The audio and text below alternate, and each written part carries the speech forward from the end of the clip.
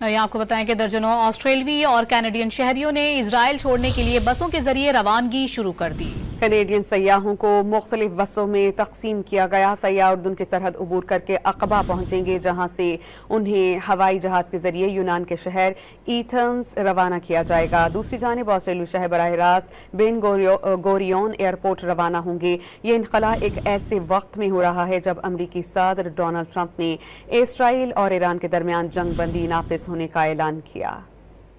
آپ کو بتائیں کہ درجنوں آسٹریلوی اور کینیڈین شہریوں نے اسرائیل چھوڑنے کے لیے بسوں کے ذریعے روانگی شروع کر دی۔